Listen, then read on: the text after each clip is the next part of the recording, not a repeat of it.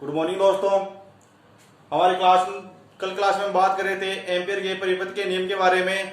हमारा एम्पियर का परिपथ नियम हो गया था और उसमें एम्पियर के अनुप्रयोगों में एक नंबर हो गया था कि अनंत लंबाई के तार के कारण चुंबकीय क्षेत्र क्या होता है वह ज्ञात कर लिया था। आज बात करेंगे दोस्तों एम्पियर के अनुप्रयोग नंबर 2 की। एम्पियर का अनुप्रयोग नंबर 2 क्या है? धारावाही लंबी परिनालिका के भीतर चुंबकीय क्षेत्र ज्ञात करना। कि धारावाही लंबी परिनालिका के भीतर चुंबकीय क्षेत्र क्या होता है। अब बात करते हैं दोस्तों धारावाही लंबी परिनालिका की। परिनालिका क्या होती है? क्या शब्द है? परिनालिका शब्द आ गया तो ये परिनालिका होती क्या है? तो क्या होती है दोस्तों कि एक ये चीनी मिट्टी की बनी एक चीनी मिट्टी की बनी हुई एक लंबी छड़ होती है जिसके ऊपर तांबे के तार लिपटे हुए होते हैं, जो हमारे को ज्यादातर घरों में हम लगभग घरों में देखने को भी मिल जाते हैं। जो मीटर लगे हुए होते हैं लाइट के, वहां जो तार लगा होता है उसके अंदर तांबे के तार लिपटे हुए होते हैं जिससे उसमें धारा प्रवाहित होती है। तो ये चीनी मिट्टी की बनी हुई एक लंबी छड़ होती है जिसके ऊपर क्या होता है दोस्तों? तांबे के तार इस प्रकार से लिपटे हुए होते हैं। इसे क्या बोलते हैं दोस्तों? परिनालिका। इसी को बोलते हैं परिनालिका। तो परिनालिका क्या होती है कि एक चीनी मिट्टी की बनी हुई एक छड़ होती है जिसके ऊपर तांबे के तार कुंडली नुमा आकार में लपटे हुए होते हैं जिसे परिनालिका कहते हैं। तो इसमें लिखना दोस्तों नीचे परिनालिका क्या होती है कि किसी चीनी मिट्टी की बेलनाकार नलिका पर पास पास लिपटे विद्युत रोधी तांबे के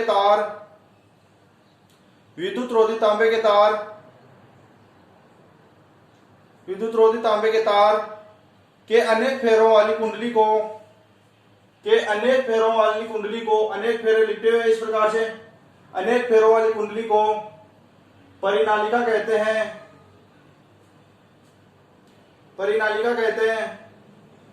अब बात करते हैं कि इस धारावाही लंबी परिनालिका के कारण चुंबकीय क्षेत्र किस प्रकार से ज्ञात करेंगे। तो इसका डायग्राम देखते हैं दोस्तों। ये तो ओनली परिनालिका। अब इसके कारण चुंबकीय क्षेत्र किस प्रकार से ज्ञात करेंगे तो इसके लिए डायग्राम ये है दोस्तों। ये डायग्राम बनाओ पहले आप। अब इसको समझते हैं कि एक बेलनाकार परिनालिका लेते हैं जिसका नाम देते हैं P, Q, R और S। अब इसमें दोस्तों जो यहाँ क्रॉस लगा रखा है और यहाँ डॉट का चिन्ह लगा रखा है। अब बात करते हैं कि क्रॉस का चिन्ह क्या दर्शा रहा है, वो डॉट का चिन्ह किसको दर्शा रहा है। तो क्रॉस का चिन्ह तो क्या किसको दर्शा रहा है दोस्तों कि धारा की दिशा तल के लंबवत अंदर की ओर होगी और डॉट दर्शा रहा है कि धारा की दिशा तल के लंबवत बाहर की ओर होगी। क्रॉस तो दर्शा रहा है कि धारा की दिशा तल के लंबवत अंदर की ओर होगी और डॉट दर्शा रहा है कि धारा की दिशा तल के लंबवत बाहर की ओर होगी। किस प्रकार से दोस्तों? हम चलो इसके ऊपर जो तार इसमें बेलनाकार जो परिनालिका इसमें धारा का प्रभाव हो रहा है तो इसको हम दाएं हाथ के नियम से समझते हैं। पहले हमने पढ़ा एम्पियर का दाएं हाथ का नियम, उससे समझते हैं कि हम इसको इस प्रकार से पकड़े। इसमें धारा का प्रभाव इस तरफ हो रहा है तो हम इसको इस प्रकार से पकड़े कि अंगूठा धारा की दिशा को दर्शाए। और तो मुड़ी हुई अंगुलियां किसको दर्शाती है दोस्तों? चुंबकीय क्षेत्र की दिशा को दर्शाती हैं। अंगूठा धारा की दिशा को दर्शाए और मुड़ी हुई या चुंबकीय क्षेत्र की दिशा को दर्शाए। तो इसमें धारा तो नीचे आ रही है, इसका मतलब धारा तो बाहर की ओर आ रही है। और चुंबकीय क्षेत्र की दिशा किस तरफ है? इस तरफ है दोस्तों। चुंबकीय क्षेत्र की दिशा इस तरफ है तो धारा की दिशा तो इस तरफ यानी कि इस तरफ बोले तो बाहर की ओर आ रही है ऐसे, और चुंबकीय क्षेत्र की दिशा इस तरफ है। तो यही क्या दर्शा रहा है? डॉट किसको दर्शा रहा है? धारा की दिशा को, कि धारा की दिशा तल के लंबवत बाहर की ओर है। और क्रॉस किसको दर्शा रहा है कि इसकी धारा की दिशा तल के लंबवत अंदर की ओर होगी। अब इसमें चुंबकीय क्षेत्र की दिशा किस तरफ होगी तो वही दाएं हाथ के नियम से देखते हैं कि इसमें धारा ऊपर जा रही है तो इसको दाएं हाथ के नियम से इस प्रकार से इस धारावाही चालक को पकड़ते हैं हम। तो इसमें धारा तो इस प्रकार से प्रवाहित हो रही है ऊपर की ओर और चुंबकीय क्षेत्र ये मुड़ी हुई अंगुलियां किसको दर्शा रहे हैं? चुंबकीय क्षेत्र की दिशा को दर्शा रहे हैं। तो ये इसमें चुंबकीय क्षेत्र की दिशा किस तरफ होगी? इस तरफ होगी और धारा की दिशा इस तरफ होगी, इस तरफ बोले तो होगी अंदर की ओर। कि ये किसको क्रॉस किसको दर्शा रहा है कि विद्युत धारा की दिशा तल के लंबवत अंदर की ओर को दर्शा रहा है, और जो ये चिन्ह है ये चुंबकीय क्षेत्र की दिशा को दर्शा रहे हैं कि चुंबकीय क्षेत्र की दिशा इस तरफ होगी, और इसमें जब धारा की दिशा बाहर की ओर हो तो चुंबकीय क्षेत्र की दिशा इस तरफ होगी। अब इसके लिए हम क्या करते हैं दोस्तों कि एम्पियर का परिपथ नियम किसके ऊपर लागू होता है, बंद पृष्ठ के ऊपर लागू होता है। ध्यान रखना, एम्पियर का परिपथ का नियम हमेशा बंद पृष्ठ के ऊपर ही लागू होता है, और उसी की सहायता से हमारे को धारावाही लंबी परिनालिका के भीतर चुंबकीय क्षेत्र ज्ञात करना है। तो हम क्या करते हैं इसके लिए कि हमारे को एक बंद पृष्ठ लेना जरूरी हो गया। क्यों हो गया? क्योंकि एम्पियर का नियम लागू करें इसके ऊपर हम। आपको एग्जाम में पूछ सकता है दोस्तों कि एम्पियर के परिपथ नियम से धारावाही लंबी परिनालिका के भीतर चुंबकीय क्षेत्र ज्ञात कीजिए। तो आप इस प्रकार से आप डायग्राम बनाना है, और ये क्या ले रहे हैं हम दोस्तों, हम ए बी सी डी एक बंद पृष्ठ ले रहे हैं, जिसकी सहायता से हम चुंबकीय क्षेत्र ज्ञात करेंगे किसके अंदर, परिनालिका के अंदर। तो ए बी सी डी एक बंद पृष्ठ ले लिया। जो ध्यान रखना, सी डी जो रेखा है इसकी वो चुंबकीय क्षेत्र के बाहर होगी, यानी कि वहां चुंबकीय क्षेत्र का मान 0 होगा। इस परिनालिका के भीतर तो चुंबकीय क्षेत्र है लेकिन बाहर चुंबकीय क्षेत्र नहीं है, तो चुंबकीय क्षेत्र का मान वहां कितना होगा, 0 होगा। तो यहाँ B = 0। तो यानी कि CD जो रेखा है ये चुंबकीय क्षेत्र के बाहर है, तो यहाँ चुंबकीय क्षेत्र 0 है। AB इसके अंदर है, और इसकी रेखा की लंबाई कितनी है दोस्तों, अक्ष मान लीजिए जैसे हमने, इसकी रेखा की लंबाई है अक्ष। तो इस प्रकार से आप ये इसका डायग्राम बना लो दोस्तों, फिर इसकी डेरिवेशन करते हैं। डायग्राम बनाने के बाद में आप डेरिवेशन में लिखना दोस्तों। जब परिनालिका में धारा I प्रवाहित करते हैं तो परिनालिका के भीतर चुंबकीय क्षेत्र उत्पन्न होता है। इसमें धारा I प्रवाहित करेंगे तो उसमें चुंबकीय क्षेत्र उत्पन्न होगा। ये हम पहले वाली क्लास में पढ़ते आ रहे हैं, और स्टेट के नियम से पढ़ते आ रहे हैं कि उसमें धारा प्रवाहित करेंगे तो कन्फर्म उसमें चुंबकीय क्षेत्र उत्पन्न होगा। धारा I प्रवाहित करते हैं तो उसमें चुंबकीय क्षेत्र उत्पन्न हो जाता है। परिनालिका के भीतर चुंबकीय क्षेत्र, परिनालिका के भीतर चुंबकीय क्षेत्र रेखाएं अक्ष के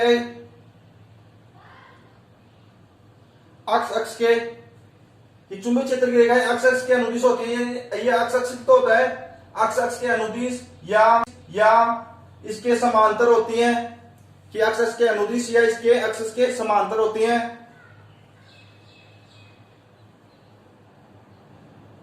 अतः स्पष्ट है कि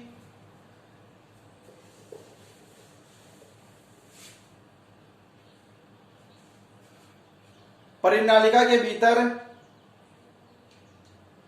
चुंबकीय क्षेत्र एक समान होता है। इससे क्या स्पष्ट हो रहा है दोस्तों कि परिनालिका के भीतर चुंबकीय क्षेत्र एक समान होता है। कब होता है? कि जब इस चुंबकीय क्षेत्र की दिशा अक्ष के अनुदिश हो या अक्ष के समांतर हो, उस वक्त इससे क्या स्पष्ट हो रहा है कि चुंबकीय क्षेत्र इसके अंदर एक समान होता है परिनालिका के भीतर। अब नीचे लिखना दोस्तों, परिनालिका के भीतर चुंबकीय क्षेत्र 20 से 30 का मान ज्ञात करने के लिए परिनालिका के भीतर चुंबकीय क्षेत्र 20 से 30 का मान ज्ञात करने के लिए एक आयताकार बंद पृष्ठ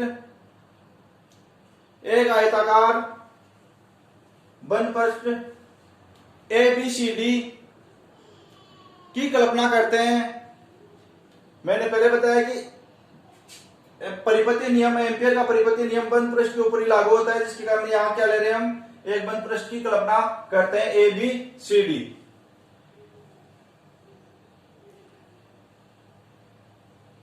अब AB या तो AB की लंबाई बता सकते हो या आप CD की लंबाई बता सकते हो। तो इसमें बता दो, माना AB की लंबाई या पथ AB की लंबाई इक्वल टू अक्ष,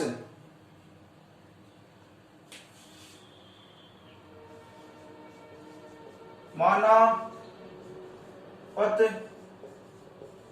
AB की लंबाई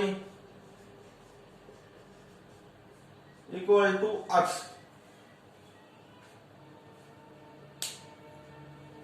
AB की लंबाई कितनी ली दोस्तों हमने, अक्ष मान लिया है, AB की लंबाई अक्ष मान ली। अब नीचे लिखना दोस्तों कि एम्पियर के परिपथ नियम से, एम्पियर के परिपथ नियम से हमने कल की क्लास में पढ़ा था दोस्तों, याद हो तो आपको कि एम्पियर के परिपथ नियम से हमारा क्या आया था, समाकलन 1 पृष्ठ v सदिश डॉट dl सदिश equal to mu zero summation आया था। एम्पियर का परिपथीय नियम यही बोलता है, क्या बोलता है कि चुंबकीय क्षेत्र का रेखीय समाकलन किसके बराबर होता है, उसमें बहने वाली कुल धारा के म्यू जीरो गुणा होता है। तो एम्पियर का परिपथीय नियम क्या था दोस्तों हमारा, यहां लिखना एम्पियर के परिपथ नियम से, एम्पियर के परिपथ नियम से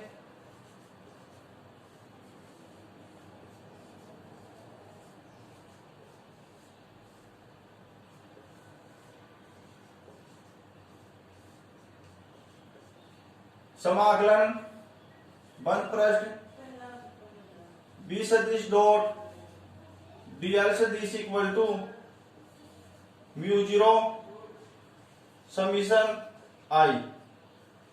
समीकरण नंबर 1 नाम दे दो दोस्तों इसको, यही होता है एम्पियर के परिपथ नियम से समाकलन बंद पृष्ठ b सदिश डॉट dl सदिश equal to mu zero summation I. ये किससे हो गया, एम्पियर के परिपथीय नियम से।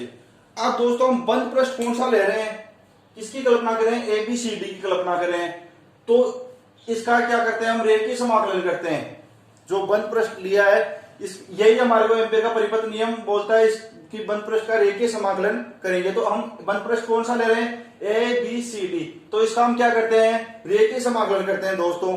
तो देखते हैं इसका रेखीय समाकलन क्या होता है।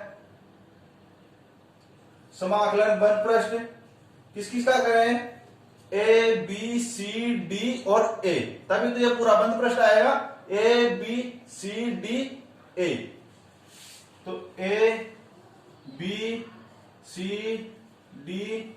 A, ABCD A, इसका क्या करें हम, रेखीय समाकलन करें। तो समाकलन b सदिश डॉट dl सदिश इक्वल टू, अब हम ये तो कंप्लीट का दर्शा दिए कि किसका करना है, इस बंद पृष्ठ का कंप्लीट का करना है। अब हम एक एक बुझ आगे करते हैं कि एक एक पथ का करते हैं कि इसका क्या होगा, इस BC का क्या होगा, CD का क्या होगा और DA का क्या होगा। तो पहले हम AB का लेते हैं दोस्तों, AB, तो समाकलन बंद पृष्ठ AB कि AB पथ का ले रहे हैं हम कि AB का क्या होगा। अब बंद यहां से बंद पृष्ठ उठा देंगे, क्यों उठाएंगे दोस्तों, ये भी इंपोर्टेंट ध्यान देने वाली बात है, ध्यान रखना दोस्तों कि यहाँ बंद पृष्ठ, यहाँ ये जो ये गोल गोल चिन्ह ये किसको दर्शा रहा है, बंद पृष्ठ को दर्शा रहा है। तो यहाँ बंद पृष्ठ कब लगाना है और कब नहीं लगाना, यहाँ क्यों लगाया और यहाँ क्यों नहीं लगा रहे दोस्तों। तो ये तो किसको कंप्लीट बंद पृष्ठ को दर्शा रहा है, ABCDA, ABCDA, ये तो कंप्लीट को दर्शा रहा है। तो इसका मतलब ये बंद पृष्ठ हमने लगा दिया। यहां क्यों नहीं लगा रहे हैं कि ये केवल इस पथ को दर्शा रहे हैं, AB पथ को दर्शा रहा है, इसका मतलब ये बंद पृष्ठ को नहीं दर्शा रहा है। तो यहां बंद पृष्ठ का चिन्ह नहीं लगाएंगे। तो AB समाकलन AB B सदिश डॉट dl सदिश, ये AB पथ का हो गया। अब बात करते हैं BC का, प्लस BC B सदिश डॉट dl सदिश प्लस अब CD B सदिश डॉट dl सदिश प्लस DA B सदिश डॉट dl सदिश। इसको समीकरण नंबर 2 नाम दे दो दोस्तों। समीकरण नंबर 1 ये हो गई हमारी, इसको समीकरण नंबर 2। अब हम इनके प्रत्येक पद के मान निकालेंगे, AB का, BC का, CD का और DA का। प्रत्येक पद का मान अलग अलग निकाल के समीकरण नंबर 2 में रख देंगे। तो पहले ए बी का निकालते हैं दोस्तों। तो ए बी पद का मान क्या आएगा हमारा।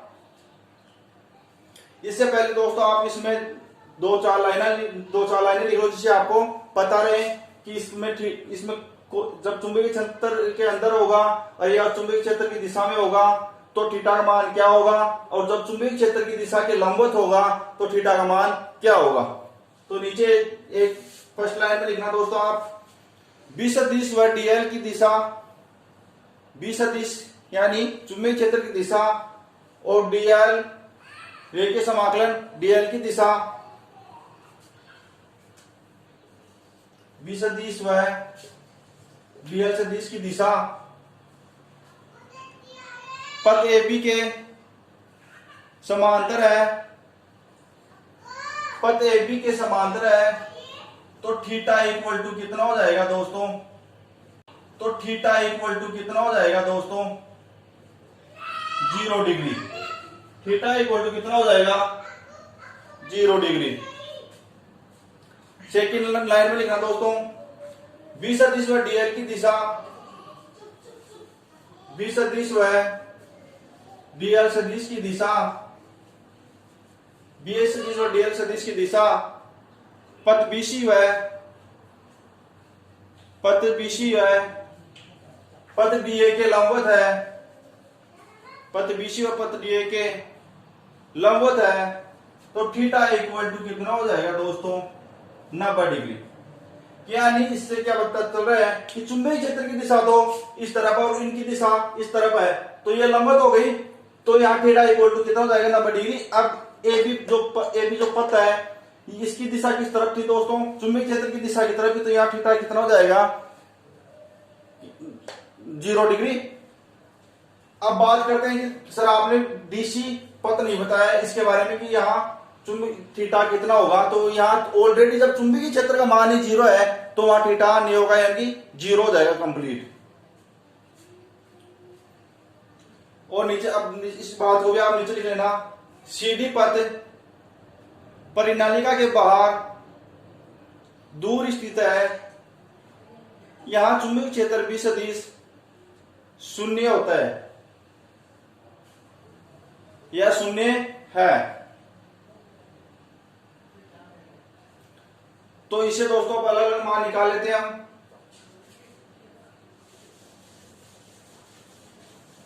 मैंने आपको जो ये 2-3 बातें लिखाई है, इन चारों के मान निकालने में आपको बहुत ही काम आएंगी। आप खुद निकाल सकते हो इनके मान। तो पहले इसको लिखते हैं, समाकलन ए से बी सदिश डॉट डीएल सदिश। अब आपने 11th क्लास में पढ़ा होगा दोस्तों डॉट प्रोडक्ट कि बी सदिश डॉट डीएल सदिश, इसका डॉट प्रोडक्ट करते हैं तो क्या आता है हमारा, बी डीएल कोस थीटा। या आप इस प्रकार से भी बोल सकते हो, ए सदिश डॉट बी सदिश, ये तो पढ़ा होगा, तो ए बी कोस थीटा, या आपने 11th क्लास में पढ़ा होगा। तो यही है बी सदिश डॉट डीएल सदिश equal to B DL cos theta. तो यहां क्या लिख देंगे, समाकलन ए से बी डीएल कोस थीटा। अब बात करते हैं दोस्तों यहां थीटा कितना है। पहले कौन सा पथ ले रहे हैं, ए बी पथ ले रहे हैं। तो यहां थीटा कितना मैंने लिखा है, अभी आपको पहले लिखा दिया है कि यहां थीटा कितना हो जाएगा, 0 डिग्री हो जाएगा, क्योंकि ये चुंबकीय क्षेत्र की दिशा में ही है। तो यहां थीटा कितना हो जाएगा, 0। तो ए बी, जब यहां थीटा का मान 0 रखेंगे तो बी डीएल कोस 0। जब यहां थीटा का मान 0 रखेंगे तो कोस 0 का मान कितना होता है दोस्तों, ध्यान रखना, कोस 0 का मान 1 होता है हमेशा, और साइन 0 का मान 0 होता है। तो कोस 0 का मान तो कितना होता है, 1। तो यहां कितना हो जाएगा दोस्तों, ओनली ये बी डीएल बच जाएगा, और ये इस कोस 0 का मान कितना हो गया, 1। तो ये लाइन भी आप लिख लो, कोस 0 .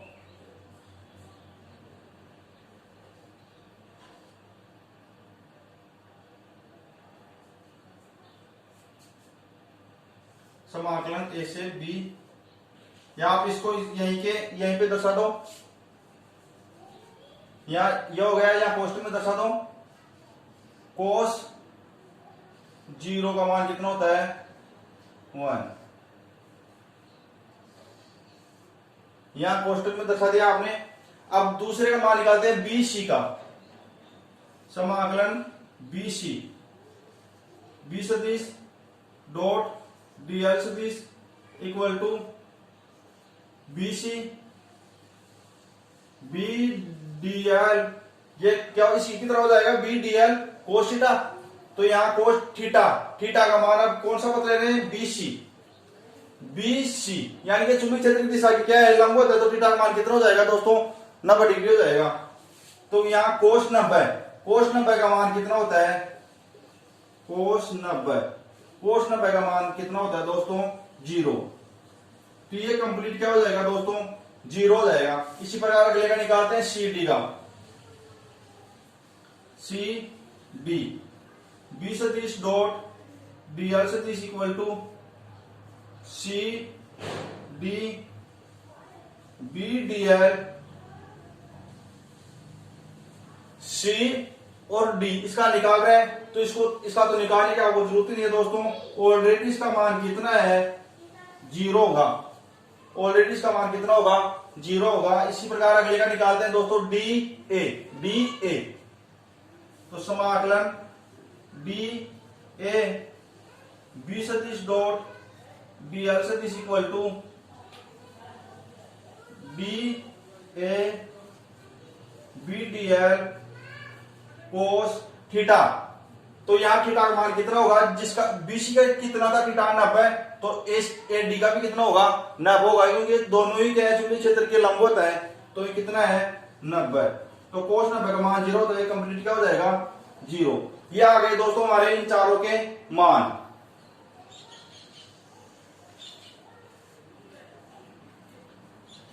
1 2 3 4 चारों के मान आ गए हमारे। अब इन चारों के मान किस में रख देते हैं दोस्तों, समीकरण नंबर 2 में रख देते हैं।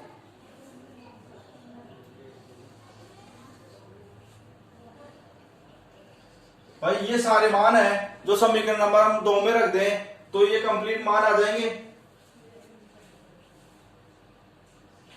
ये मान समीकरण 2 में रखने पर तो समाकलन बनपृष्ठ A B C D A equal to B सदिश डॉट डीएल सदिश इक्वल टू क्या है ए से बी बी डीएल, ए से बी डीएल प्लस इसका मान कितना है 0 प्लस इसका मान भी, इन तीनों का मान क्या है ये वालों का 0। तो क्या बचा यहाँ 0 इनके साथ जोड़ो या मत जोड़ो, तो क्या आ गया दोस्तों ए से बी बी डीएल, ये आ गया किसका मान समाकलन बंद बी सदिश डॉट डीएल सदिश का मान आ गया हमारा ए से बी बी डीएल। अब इसका क्या करते हैं दोस्तों हम समाकलन करते हैं, इसका समाकलन करते हैं। तो इसका समाकलन करेंगे हम, समाकलन ए बी सी डी ए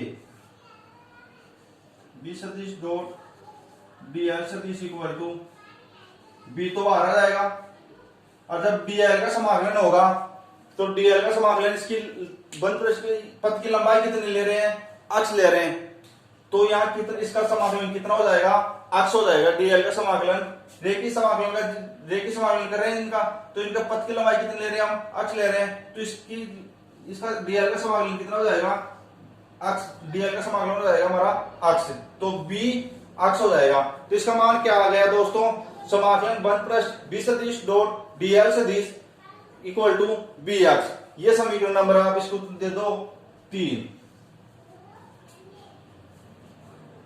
अब नीचे लिखना दोस्तों, यहां आप कोष्टक में कर लेना समाकलन डीएल इक्वल टू अक्ष। इसका समाकलन क्या हुआ दोस्तों अक्ष हुआ है। क्यों आया है आपको पता है कि इसके पथ की लंबाई कितनी ली थी हमने, अक्ष मानी थी।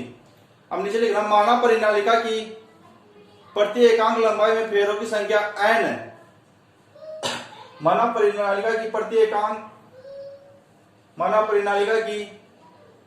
प्रति एकांक लंबाई में फेरों की संख्या n है, तो पर जब इसमें फेरों की संख्या परिनालिका में जो तांबे के जो तार है तो उनमें फेरों की संख्या n है, तो अक्ष लंबाई में कि ये कितनी लंबाई कौन सी, ये अक्ष लंबाई ये है, तो अक्ष लंबाई में, या आप इसको इस प्रकार से बंद पथ की लंबाई भी बोल सकते हो कि बंद पथ की या बंद पथ की लंबाई में फेरों की संख्या कितनी हो जाएगी दोस्तों, n x हो जाएगी। फेरों की संख्या कितनी हो जाएगी कि n x, अक्ष लंबाई में या बंद पथ में फेरों की संख्या कितनी हो जाएगी, n x हो जाएगी। कि जैसे एक में कितने हो, n हो, तो अक्ष में कितने हो जाएंगे दोस्तों, n x, ये हो जाएंगे। तो बाहर क्या लिख रहे थे दोस्तों कि फेरों की संख्या n x हो जाएगी, कि बंद पथ की लंबाई में फेरों की संख्या n x होगी। प्रत्येक फेरे में धारा, अब प्रत्येक फेरे में कि इस प्रकार से तो फेरे आएंगे, उस प्रत्येक फेरे में कितनी धारा, आई धारा प्रवाहित हो रही है, तो प्रत्येक फेरे में धारा आई है, तो पथ द्वारा गिरी नेट धारा, पथ द्वारा गिरी नेट धारा समीशन आई इक्वल टू कितनी हो जाएगी दोस्तों, n x i, कि इतनी धारा हो जाएगी कि अक्ष आई की फेरों की संख्या तो कितनी हो रही थी, अक्ष पथ ले रहे थे तब उसमें फेरों की संख्या n x हो रही थी, तो उसमें धारा कितनी हो जाएगी, n x i, कि इस कंप्लीट फेरों में n फेरों में धारा प्रवाहित होगी, तो ये धारा किससे n से गुणा हो जाएगी, तो पथ की लंबाई कितनी है x, तो n x i, तो कुल धारा कितनी हो गई, समीशन i इक्वल टू n x i। ये समीकरण नंबर 4 नाम दे दो इसको। अब नीचे लिखना दोस्तों समीकरण 3 व 4, समीकरण 3 व 4 के मान समीकरण 1 में रखने पर समीकरण 3 और 4 के मान, समीकरण 3 व 4 के मान 1 में रखने पर, समीकरण 1 कौन सी है दोस्तों, ये वाली, यही है ना हमारे समीकरण 1 की समीकरण 3 व 4 के मान समीकरण 1 में रखने पर, तो समीकरण 1 में रखेंगे, तो समीकरण 1 कौन सी है दोस्तों, ये रही हमारी।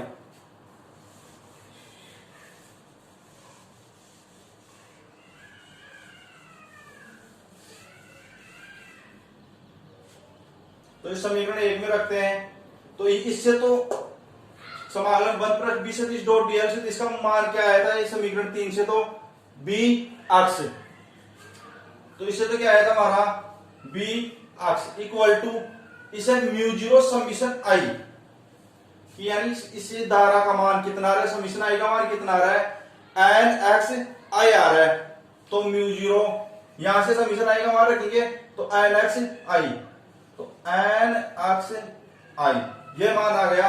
अब यहां से किसका मान निकालेंगे दोस्तों, कि चुंबकीय क्षेत्र का मान निकालेंगे, चुंबकीय क्षेत्र का मान कितना आएगा, तो यहां से चुंबकीय क्षेत्र B का मान आ रहा था हमारा μ0 n x i बटे वे अक्ष।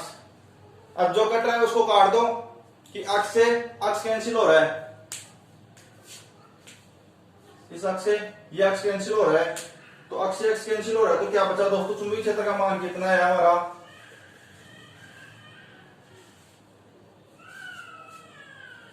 B इक्वल टू आ गया μ0 n i, यह आ गया दोस्तों हमारा चुंबकीय क्षेत्र B का मान, इसका मात्रक न्यूटन बटे एम्पियर इंटू मीटर, तो यह आ गया चुंबकीय क्षेत्र का मान μ0 ni। और जब यदि इसमें फेरों की संख्या क्या हो दोस्तों, n हो, तो इसका मान क्या आएगा। तो नीचे एक लाइन और लिखना दोस्तों आप, माना परिनालिका की कुल लंबाई। अब ये तो हमने अक्ष, इस बंद पृष्ठ तो लिया था, उसकी लंबाई अक्ष मानी थी। जब इसकी परिनालिका की कुल लंबाई एल हो, यानी कि इस परिनालिका की कुल लंबाई कितनी हो दोस्तों, एल हो, तो नीचे लिखना माना परिनालिका की कुल लंबाई एल है तथा कुल फेरों की संख्या एन है, तो चुंबकीय क्षेत्र B इक्वल टू हो जाएगा हमारा μ0 n बटे एल आई। ये हो जाएगा कि जब इसकी लंबाई एल हो और फेरों की संख्या कितनी हो, एन हो, तो B इक्वल टू हो जाएगा μ0 n i बटे एल। यह हो गया दोस्तों कि धारावाही लंबी परिनालिका के भीतर चुंबकीय क्षेत्र का मान क्या है दोस्तों, B इक्वल टू μ0 ni। और जब उसमें n फेरों की संख्या हो और परिनालिका की लंबाई l हो, उस समय चुंबकीय क्षेत्र क्या है, B इक्वल टू μ0 n बटे एल आई न्यूटन बटे एम्पियर इंटू मीटर। यह आ गया दोस्तों हमारा धारावाही लंबी परिनालिका के भीतर चुंबकीय क्षेत्र का मान। तो दोस्तों एम्पियर के परिपथ नियम से हमारा अनुप्रयोग नंबर 2 कंप्लीट हो गया आज क्लास में। और जो स्टूडेंट्स न्यू है दोस्तों चैनल के ऊपर और उन्होंने अभी तक चैनल को सब्सक्राइब नहीं किया है दोस्तों, तो प्लीज सब्सक्राइब करना ना भूलें, लाइक करें और दोस्तों को शेयर करें। जय हिंद।